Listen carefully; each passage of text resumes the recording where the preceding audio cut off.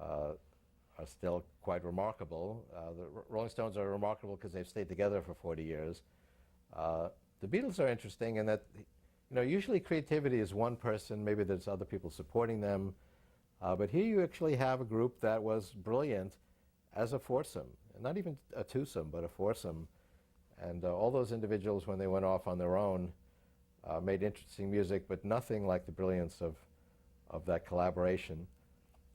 So there's a lot about creativity we don't yet understand, particularly when you have a collaborative process where it wasn't just one person's brilliance that created the music. I also like female artists like Alanis Morissette. That's why I wanted to be a successful female singer. And I do plan for Ramona to continue her career. How do you see, as the future of man and machine progresses, how we entertain ourselves?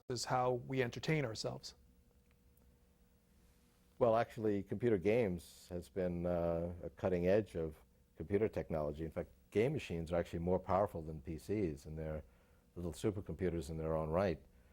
And we are creating virtual reality in these game worlds, and ultimately they will put us in a full immersion three-dimensional world. They're getting very realistic, but they're still on this two-dimensional screen with defined edges.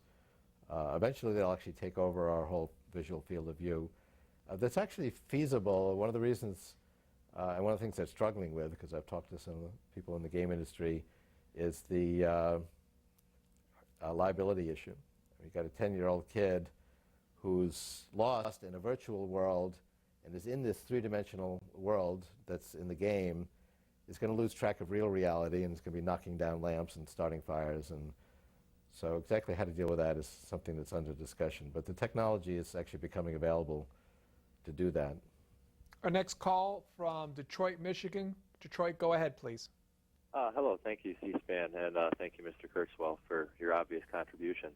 I have a question in regard to the virtual reality and whether or not you see a capability for perhaps some sort of 3D projection via satellite without to necessarily, and perhaps maybe there could be a function for diplomacy or just for people to express ideas